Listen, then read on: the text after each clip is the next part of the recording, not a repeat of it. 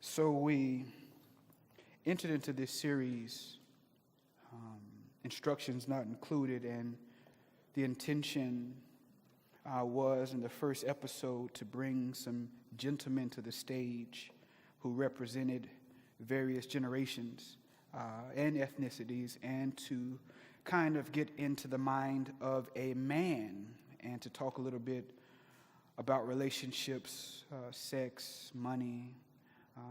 And I recognized one thing is that we couldn't get everything packaged in our dialogue over 2 weeks. It was supposed to be 1 week. And so things like this, God reminds me that should he tarry, there is an opportunity to unravel this more in the future. It was a particularly fun time with the gentlemen, enlightening to say the least. Then we, after 2 weeks, it was the women's opportunity plus one. I was trying to be the moderator and the translator, the interpreter, so that you all understand, because there has to be a level of interpretation when it comes between both species, the female and the male. We'll talk a little bit about how that miscommunication happens in the fifth reason why we sabotage, or how we sabotage our marriages, how we sabotage our relationships. But I served as an interpreter, and was particularly enlightening in the same fashion to hear from our women. And I try to do it in 1 week, but we had to extend it to 2 weeks. And so we're grateful for the women, we're grateful for the men. And so there are many things in this series that I've been going back and forth with the Lord on. What particularly do you want to share with the people in this series of us needing an instruction manual to be able to be effective in marriages and effective in our dating, and for some courting, and for some just getting to know others? So today we arrived at a place where we'll talk about 5 behaviors, 5 things that usually take place that sabotage potentially promising relationships, potentially promising marriages. And some of my enlightenment comes from a few different resources, and one good person that I love to read on is John Gottman, a psychologist and marriage expert. There are a couple of things, or one thing in particular that I want to share with you that I gather from being able to engage him. So I don't want to belabor the moment, but I do want you to understand that we'll work synonymous marriage, relationship, because yes, there are people in here who are engaged to be married to their boo. There are some people in here who are newly married, and everything is sunshine and roses, and still on your honeymoon after your year and your 2 years, but we're trying to get to forever. Amen? We have some people who have just come from the season of marriage and who are now just walking fresh in this season of divorce, and things are brand new. They're looking at the dating scene like, what in the HE double hockey sticks is going on out here? How do I navigate? Everything is Greek and Roman. I don't know how to even understand the other species. We don't even talk anymore. We just text. And and I won't give any names, but I'm appreciative to God because I have the luxury and the pleasure to sit down, to counsel, more importantly, to listen to various men, various women. And recently I was speaking to one of my new friends from a different ethnicity, from a different culture, and to listen to her and the experiences she had in her recent marriage and divorce. Now, it just reminds me, I don't care if you're Generation X, Y, Z, baby boomer, continent of Africa, if you're Asia, it doesn't matter. We have some of the same issues when it comes to dealing with both men and women. And yes, we have people who never been married before, You have people who, yes, have come out of marriages, people who have yet to take the time to assess and really look inward and to examine, what took place in their relationship, or they haven't taken the time to grieve, time to process, and because of that, there is, how would I say it? There is, in my word, there's unresolved grief. And because there's unresolved grief creates unresolved relationships. And unresolved relationships creates grief that has yet to be unresolved, just yet to be resolved. So there's this cycle on the board. Unresolved grief creates incomplete relationships. Incomplete relationships creates unresolved grief. Unresolved grief. I have yet to stop, to pause, to reflect on my past. And because of that, I cannot conduct an autopsy of my past. I don't care if it was 6 months, 6 years, 16 years. Because we refuse to grieve, you can't conduct an autopsy until after you have first grieved. And if you never give yourself permission to grieve, you will never conduct an autopsy. If you don't conduct an autopsy, then you have unresolved grief. And because you have unresolved grief, it's only a matter of time before you enter into another relationship, and for some, another marriage, and then you're bound to repeat the same behavior you have yet to confront. And so you're in another relationship, you're in another marriage, and because you have not faced yourself, the most difficult thing to do, you look better, you sound better, you have a better house, a better job, a better bank account because that marriage or that divorce depleted funds. But you have yet to look inward. You have yet to examine that marriage, that failed relationship. And because of that, you move into another relationship, same behavior that you have recycled. What are you talking about? I'm already trying to teach you. So one of the first behaviors, one of the first reasons that we sabotage our relationships, and I've seen with my own two eyes, I've witnessed with my own two eyes and ears the reason why we sabotage marriages. I've seen people go into marriages, and yet to address certain things, and they're still in the marriage, but they're certainly unhappy. So the first reason why, or how we sabotage our relationships, is because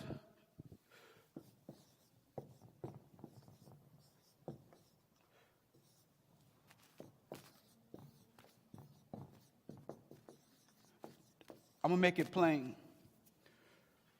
Because you put the relationship before rehabilitation. The first reason I have witnessed, married and single, that we sabotage our potentially great spouse, great marriage, is because we put the relationship before rehabilitation. Let me see if I can make this clear. Rehab. Greater sign. Relationships. Yeah, I can't write that well, but I think you'll get the picture. Rehabilitation, becoming better, is greater than the potential relationship. Rehab should come before the relationship, or the relationship will become rehab. I'll say it again. I got to talk slow enough so that you can grasp what I'm saying.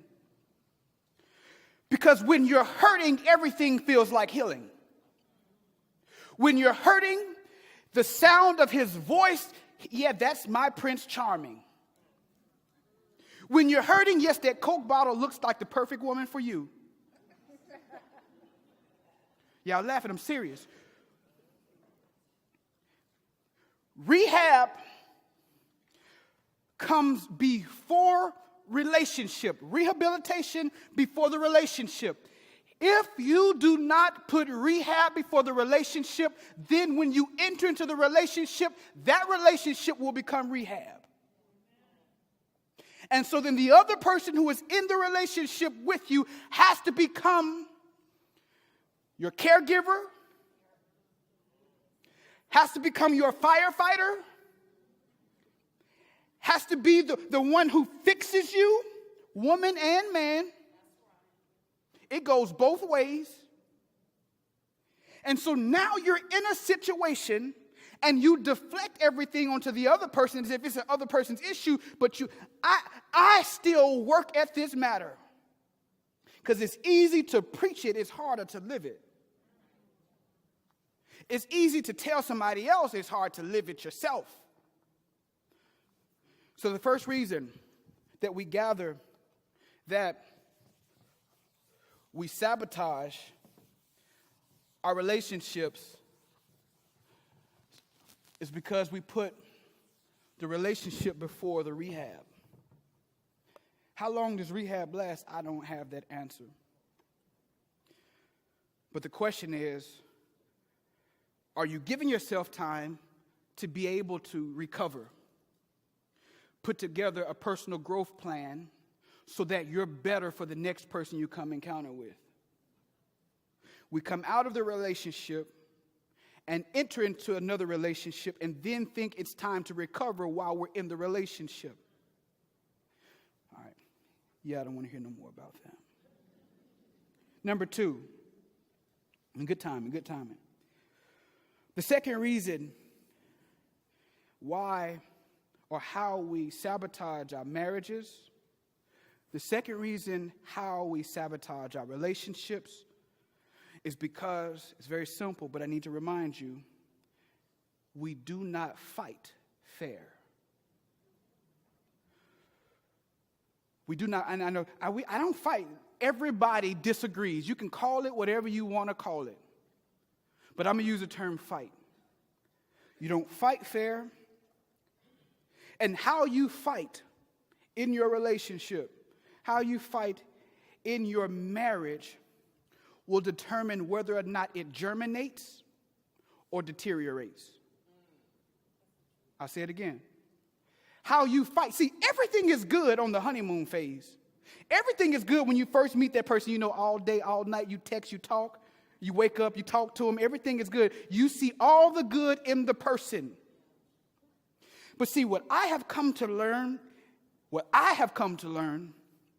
is that I appreciate the good times. I appreciate everything that makes us well, but I want to know, how do we disagree? What kind of person do you become when you do not get your way? How will you talk to me when you feel that I am not listening or paying attention to you, which we'll talk about in number 5? So when you disagree, you'll reveal a whole lot about you. Before you get married, and for those of us who've already gotten married and you already in this thing, years into this thing, you want to say something, but you're like, Please keep on talking. Just stay there. Don't even get to point 3. Just talk on number 2. Shut down, pout. You know the emotional abuse that comes with fighting? When I give you the silent treatment, that silent treatment is deadly. I'll tell you, I almost invented it. I'm not proud of you. I'm not proud of it. I'm telling you, I can preach what I know. So I may not win that argument, But I'll give you the silent treatment, and the silent treatment will make you feel like you lost the argument. Y'all don't want to talk. I take my glasses off. But your inability to fight fair, you know what it reveals? It reveals, I changed glasses, eyes hurt. I'm not doing it like that. Pause. I only changed glasses because the light's hurting my eyes, not because I'm trying to make a fashion statement, y'all, okay, all right? So come back. Your inability to fight fair in your relationship, in your marriage, it reveals a lack of emotional intelligence. No marriage can survive. No relationship can survive if you two are not working to become more emotionally intelligent. No marriage, no relationship can survive or thrive if two, not one, but if two people, because one person can't be emotionally intelligent and the other one is just an adolescent emotionally, because you get tired, right? And so if you are, now we all arrive to the same place in a different way, and I may meet you as an emotional adolescent, but the question is, can I grow? Can you allow your spouse to influence you? Can you allow the person that you're dating to influence you? And for some men, it's hard to allow the woman to influence us because we feel we got to have everything together. We got to have all our I's dotted and our T's crossed, and we can't show any weakness, so you can't teach me. But your greater relationships, your greater marriages, is when both parties allow the other person to influence them in some shape, way, or form. So I'm going to talk a little bit about this, though. Because when we get offended, when you offend me, we don't know how to talk. We don't know how to talk in relationships. And studies show this. Studies show this one thing, that when man and woman, husband and wife, boyfriend, girlfriend, when they argue, the man is more than likely to become the one who becomes emotionally overwhelmed before the woman. A man will become overwhelmed emotionally in an argument before the woman will. You're wired emotionally. It may appear that you don't have things in control, but a man internally, so we internalize everything. So when you present something to us, it's an attack. What did we do wrong? You can be talking about something else, but we think we did something wrong, and we need to find out how we need to fix it. Internally, we are overwhelmed quicker than a woman is. And so when you're presenting, and you have to know how to present your issue, right? We'll talk about that. You have to know how and when to present your issue that you want to discuss. But when you don't take the time and you don't do that with strategy, women, the man will feel flooded. And most men do not enter in marriages, most men don't enter into relationships having purchased flood insurance. I'll let that. I was working up to that point, I was hoping that, y'all would catch that one, right? And so when I say we don't enter into a marriage having purchased flood insurance, or we don't enter into a relationship having purchased flood insurance, I'm simply saying we don't know how to, with wisdom and strategy, to deal with a woman when she is upset or when she has an issue. We don't know how to deal with it. We hadn't learned, and we have to learn. A man has to learn just like a woman has to learn, right? Both have to work, not just one, not just the other. And so we feel flooded. And when a man feels flooded, there's a compound word that we hit you with that usually shuts down the argument. It's called stonewalling, right? You flood me, I now move into fight or flight, because your brain, you don't even have to do it. Your brain gets into this place where it's fight or flight. And most of the time we'll choose flight. meaning that I will turn my back and I will walk away because I do not want to even have anything else to say about this situation. I'm trying to maintain my sanity. I don't want to say, so we walk away. We don't say anything, we walk away. We shut down, right? And when we walk away, what that communicates to the other person, what that communicates to the woman is that you do not care, right?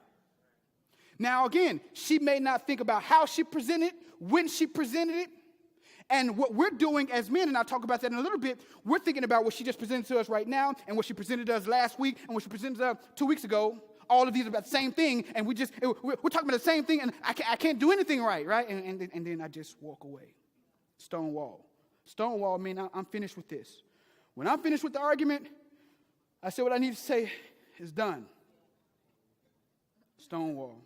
But let me talk a little more. Just let me talk a little more. So I appreciate John Gottman, right? He's a psychologist, and he's this marriage expert. And he says, now, he gives this encouragement to men so that you can better engage the woman, so that you can get everything you want and happiness when you're in this place where you're upset and when you're having a disagreement. He gives us a practice, a skill. Now, to say this, you can do this any way. Women, you can do this with men. You can do this at your job. You can do it with anybody. But he specifically says, if you do this to the woman, men, you will have a better life. It's a word. It's called attune. You can write that down. Attune. If you can attune, because you need to engage your woman emotionally. You got to engage her at an emotional level, especially when she's presenting to you an issue, when you're disagreeing, when you're having an argument. Because we got to learn how to fight well. We got to fight better. And so when you look at attune, that A stands for attend. Attend. You have to be present. Not just physically, but you got to be present, and you got to cut off all distractions. The phone needs to be cut off. You need to cut off anything that would make her feel that you're not giving her your undivided attention, because for a woman, you being present face to face, looking at her, that is intimate.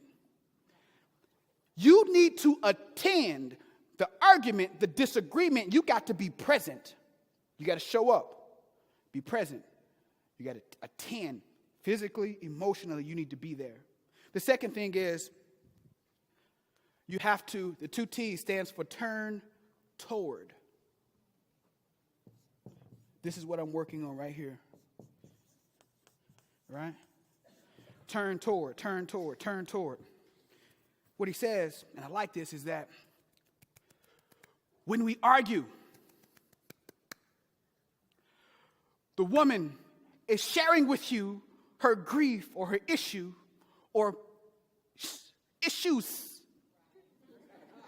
We'll talk about that in a minute. The natural reaction of a man is not to be facing you in your face, politely sitting there listening. We're either in the kitchen, you're in the living room, our backs are turned, we're walking around, walking away. What you have to practice when you are engaging a woman, when we're having a heated discussion, is to turn face to face with her. Stop moving, stop turning around. You look her face to face and you listen. I know it seems simple, but it's hard to do.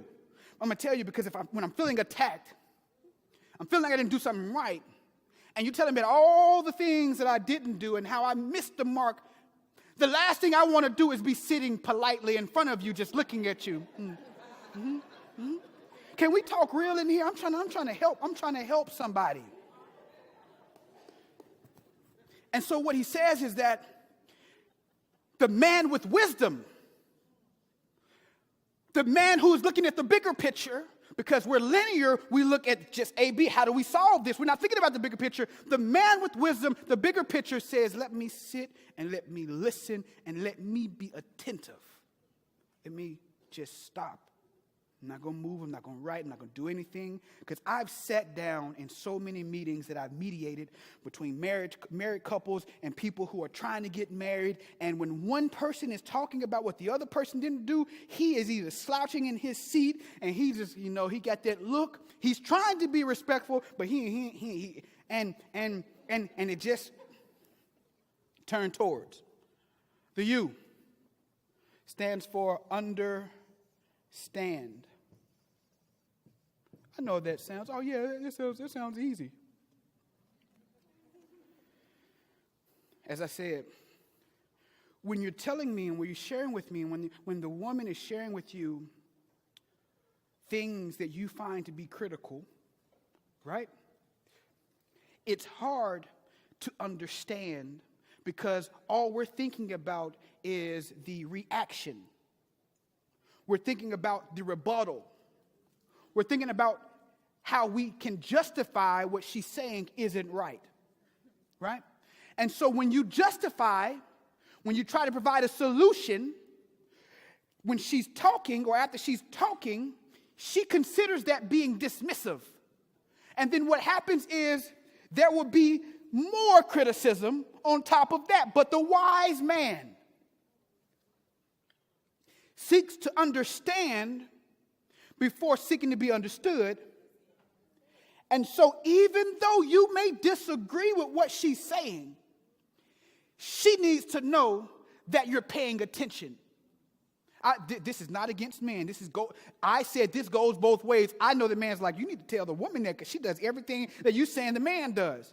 That may very well be true. This applies to you too. But you need to understand because my response, look, I've thought about four reasons how I can totally just disqualify what you just said because I got evidence that I didn't do this. I do pay you attention because remember I did this, remember I did this, remember I did this. What do you mean I didn't pay you attention? That shows that I paid attention. I already got those in my head because as you're talking, I'm already thinking about my response. Can I tell you the truth? As soon as you finish talking, you finished? Are you done? I just want to, because I want you to think I cut you off and I wasn't listening. I can repeat everything you just said, but are you finished? You done? You ready? All right. Get the whiteboard out because I want to help you. Remember you said this? I just want you to know, I remember, yep, I even had to write this down, because I wanted to make sure you didn't say I wasn't listening. And so all of that is just totally dismissing everything she just said to you. And I really do think I'm right, though. It ain't about right or wrong. Can I help you? It ain't about right or wrong. Which leads to that end. And that end, I want to make sure I get that end right. That end is non-defensive listening. And it's hard. Both ways, it's hard. First thing I'm going to do is get defensive. If you push the right chords, if you push the right buttons. Oh, y'all thought I was going to tell y'all I was perfect. That's what you thought I was going to tell y'all, right? No. I'm a work in progress. But I can acknowledge these things. There's an awareness. There's an emotional intelligence that is growing. But non-defensive listening, the woman needs to know, or even if you're doing it the other way, the man needs to know that you're listening, that you're listening, right? And so the last thing is the E stands for empathy. I was talking to some people in a leadership meeting this past week, and we're talking about conflict resolution, and I was like, at the very heart of conflict or resolving conflict is whether or not you have empathy. We lack empathy. Some have more than others, but that is a gift that I believe comes from God himself, and you just got to ask for it. But what we do is we always think about all the reasons and ways we are right and we're justified, and very rarely do we stop to put ourselves in somebody else's shoes, because if I just put myself in your shoes and I looked and listened to me, I would probably have the same response. And because where we don't have empathy, we have these blind spots. We have blind spots, men and women. And so when we're arguing and we're just going on to town just to tell you how all this and how we feel like you didn't do this, we yet to see our role in it. Because if you have empathy and you sit with it for a minute before you speak up, you put yourself in the other person's shoes, you may see, well, it may be that it's not that he doesn't care. Maybe he's trying to process it. Or maybe I'm giving him a whole lot to have to deal with. Maybe I need to think about how I approach this a different way. Because I know me. Now, if you don't know you, you shouldn't even be in a relationship.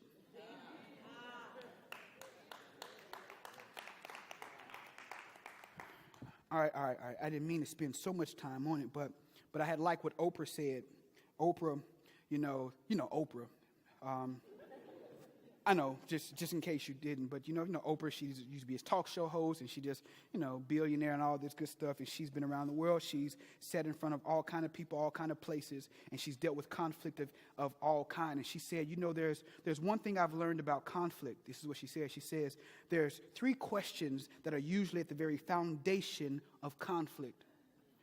Someone is asking 3 questions. Did you hear me? Did you see me? Did anything I say impact you? Did you hear anything? What you heard me say, does it impact you? Does it mean anything to you? Do you hear me? Do you see me? Did what I say, does it mean anything to you? At the very heart. But this conflict is very important. That's why we had to spend a couple of minutes. Let me give you 5 commandments. Not 10, but 5. I'm going to give you 5 commandments to fighting fairly.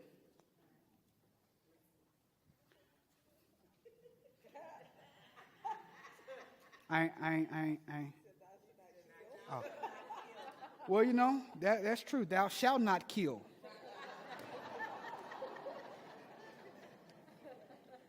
Number 1, when you're arguing, when you're having conflict, keep the goal of the fight in mind.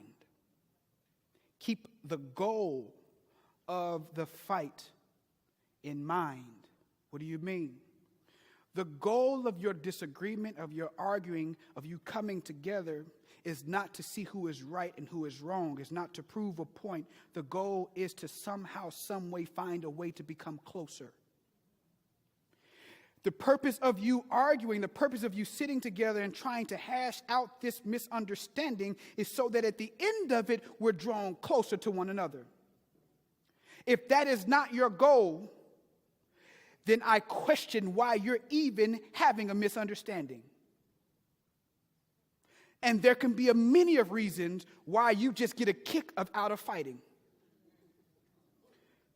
I know some women, they were raised in a house full of men, and and some men, all is just fighting and arguing, and you gotta debate and everything. We have many reasons why we argue, but if the purpose of us coming together and hashing this thing out is not so that we can grow closer together, then I question your motives. Second thing, it's important that you understand this. You need to fight by mutual consent. Fight by mutual consent. What do I mean by that? Glad you asked. When I come through the door,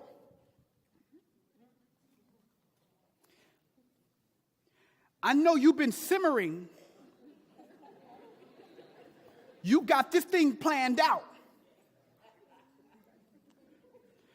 Just because you got it planned out, just because you've been sitting on it for 8 hours,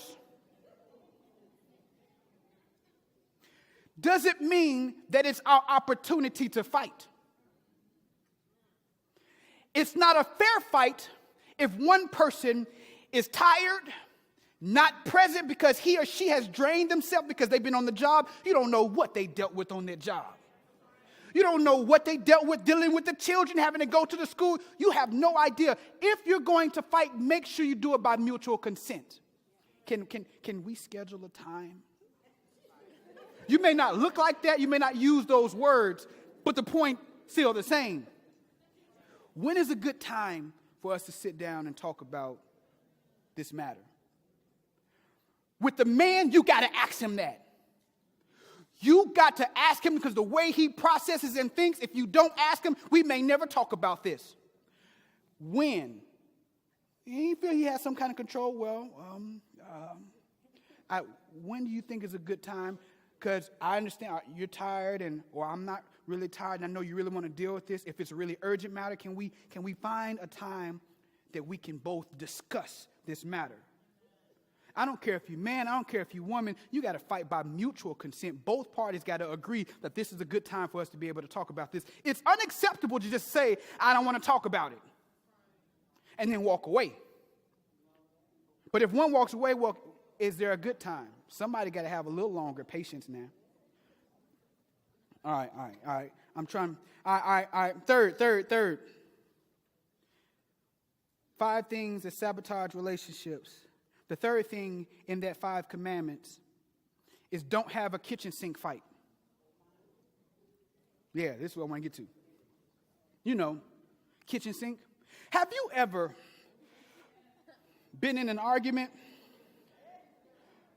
that somebody brought to you and you're arguing about this? I'm not saying I'm not theatrical, but just saying we're arguing about a subject, and an hour later, we done argued about 3 or 4 other subjects. We ain't even arguing about the reason why we came together and started arguing in the first place. We're talking about what the in-laws did, what your brother did, and how you didn't listen to me when I was trying to talk to you 2 weeks ago. We throw the kitchen sink and everything. We try to get it all done at one time. And you wonder why when you want to argue, he always going the other way. Or she doesn't even want to hear it. So when you argue or when you fight, make sure you talk about one matter. If you want to talk about the other matter, schedule a time to talk about it. But you wonder why perhaps there's stonewalling, or there's walking away, or there's being what you perceive to be dismissive, is because I really don't have the capacity to talk and give you the energy, because I give all the energy to the one issue, and if we got to talk about the second issue, I really don't have the energy or the capacity to give it to you, give that as well. We got to be considerate. I'm just trying to help y'all as I help myself. You might like this one. The 4th commandment. Use touching as an entry point to dialoguing.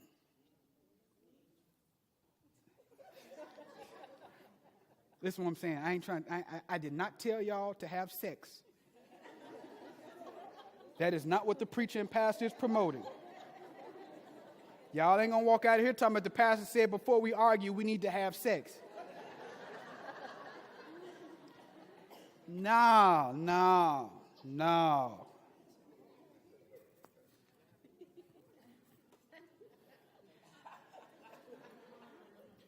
What I am saying is this. Let me help you, women. But I'm going to help men as well, but let me help you, women.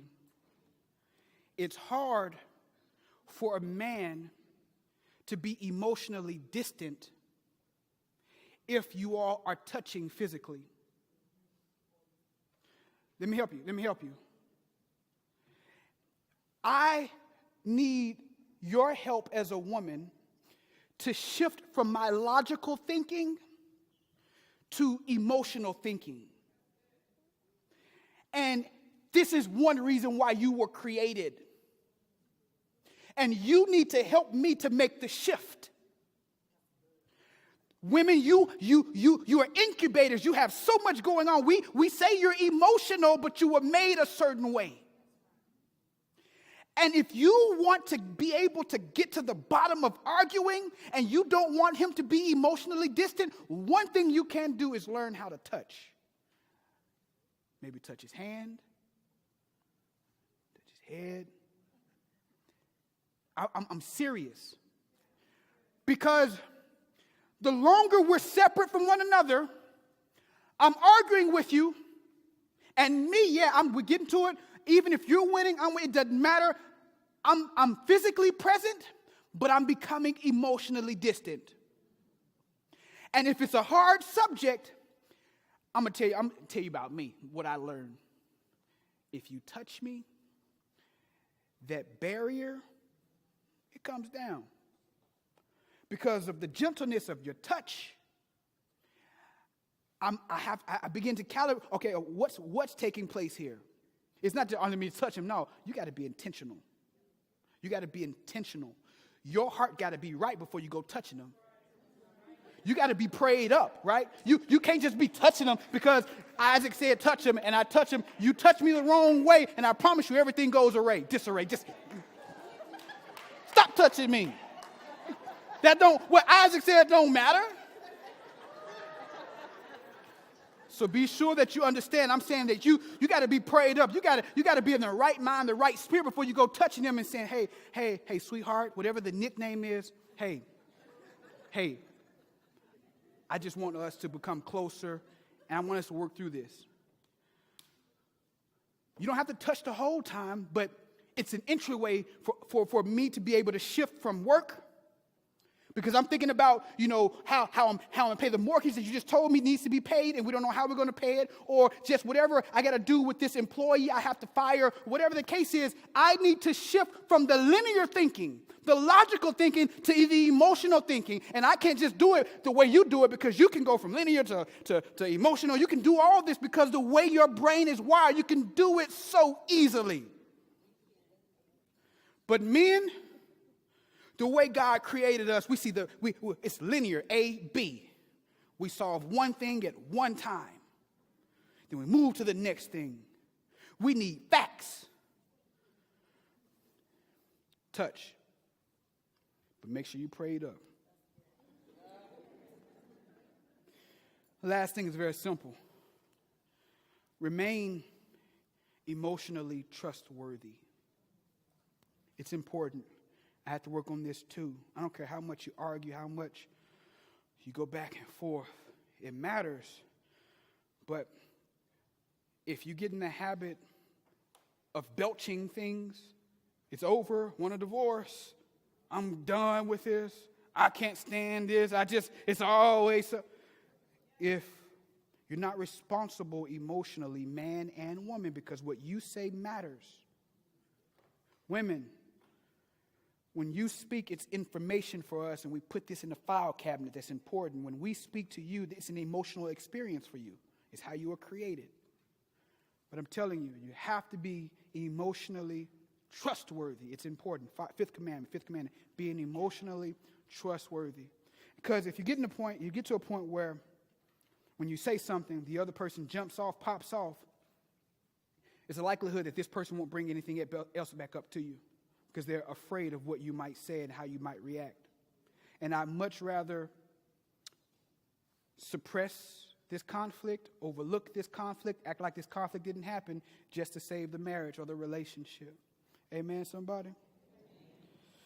Man. So how are we going to do this? All right, let me say this, because time is already gone, and we only got one more week, and I already know what we're going to deal with next week. All right, so what are we going to do? What are we going to do?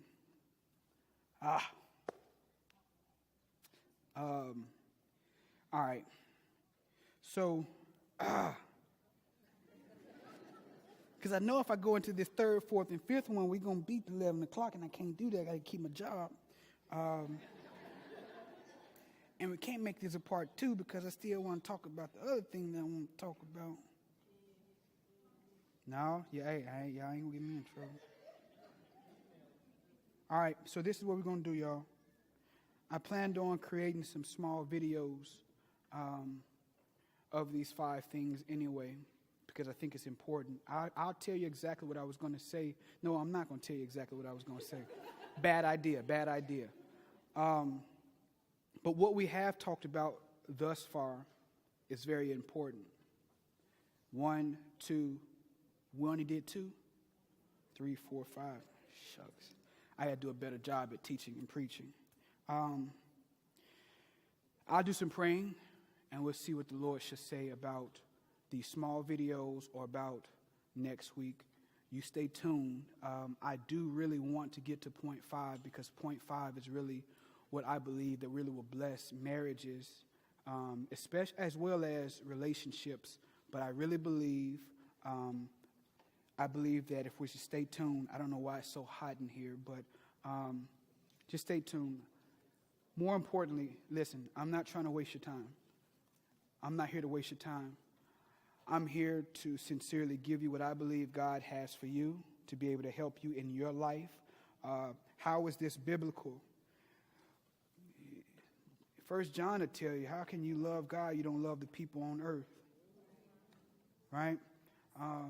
And we have to work on our horizontal relationships, because the kingdom of God can only go forth with your horizontal relationships. You can't do God's will by yourself. You need help. And if you plan on being married, I hope that your spouse is somebody you pray can do ministry with. And if you're single and this is your single season, you still got to do the will and the word of God. There's 5 reasons. We spent more on conflict, which means that somebody in here needs to be practicing how you fight in your marriage and your relationship. Lord, we thank you for what our eyes have seen, our ears have heard, and our hearts have felt. Bless us, God, like only you can. Keep us like only you can. God, we're here because we want you to speak to us. We want to grow. We want to be better. So, Lord, I pray that as we depart from this place, that we never depart from your presence. God, I thank you for your word. I thank you for the uniqueness of the way that we can deliver it. And I'm praying that your people are made better. It's in Jesus' name we sign, seal, and deliver this prayer. And all of God's people said together, amen. Hey, listen, I want to encourage you, if you would just do me one big favor, come back next week. I know I don't consider that a must. I don't consider that something that will happen. But I want to invite you personally to come back next week, invite someone out next week. There's 2 things that we talked about that took 30 or more minutes. Talk to it with your friend, your female friend, your guy friend. Talk to it about with your spouse or the woman you're in a relationship or the person you're in a relationship, and hear each other. Hear what each other has to say. I look forward to being with you all next week.